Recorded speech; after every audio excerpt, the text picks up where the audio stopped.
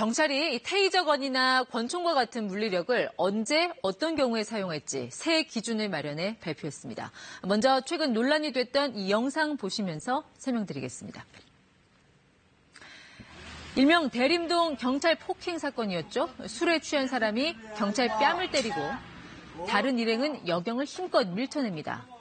당시 경찰의 대응은 팔을 꺾어 제압하거나 수갑을 채우는 정도였는데요. 여기서 잠시 사건을 처음으로 되돌려보겠습니다. 경찰의 새 기준에 따르면 이렇게 경찰에게 폭력을 행사할 경우 앞으로는 곧바로 테이저건을 쓸 수 있습니다. 만약 이 취객이 흉기를 들고 있었다면 권총까지 쏠 수 있습니다. 이번에 경찰이 발표한 새 기준은 총 5단계로 나뉘어 있습니다. 상대방 행동에 따라 각각의 경우 동원할 수 있는 장비를 명시한 건데요. 먼저 상대가 별다른 저항이 없다, 즉 수능이나 소극적 저항의 경우에는 상대방 손이나 팔을 힘껏 잡는 정도로 합니다. 그리고 경찰관을 미는 등 적극적 저항의 경우에는 관절을 꺾거나 가스 분사기를 사용합니다. 이제부터는 저항이 아닌 공격입니다. 주먹이나 발차기 이런 폭력적 공격의 경우에는 테이저건을 쓸 수 있고 흉기를 휘두르는 치명적 공격의 경우에는 권총도 쏠 수 있습니다. 경찰이 이런 기준을 만든 건 어떨 때는 제대로 대응하지 못했다고 비난받고 또 어떨 때는 과잉 진압이라는 소리를 듣기 때문입니다. 사례를 한번 보겠습니다. 지난 3월 서울 관악구의 한 초등학교 앞에서 흉기 난동 사건이 있었는데요. 당시 경찰은 흉기를 든 남성을 진압봉으로 제압해서 현장에서 즉시 체포합니다. 반면 지난해 7월 경북 영양에서는 경찰 한 명이 흉기에 찔려 숨졌습니다. 테이저건과 권총을 챙겨 나갔지만 설득을 하려다 변을 당했습니다. 둘 다 범인이 흉기를 든 상황이었지만 경찰의 대응 수준과 결과는 완전히 달랐습니다.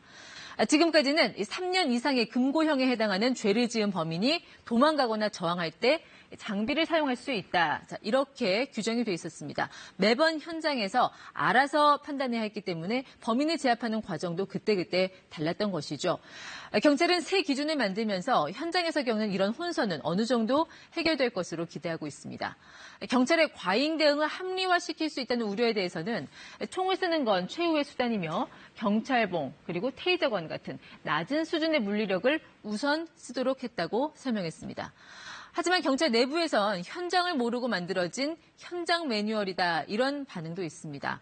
5단계로 세분화된 이 매뉴얼들이 급박한 현장에서 적용 가능하겠냐는 겁니다.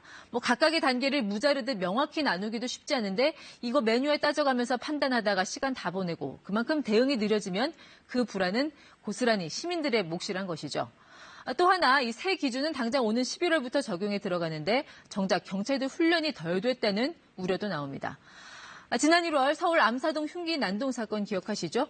흉기를 든 남성에게 경찰이 테이저건을 쏘지만 빗나가고요. 남성은 시민들 속으로 달아납니다. 하물며 권총은 주로 하체를 겨냥하도록 돼 있는데 움직이는 대상의 하체를 조준하기란 오랜 훈련 없이는 쉽지 않은 일입니다.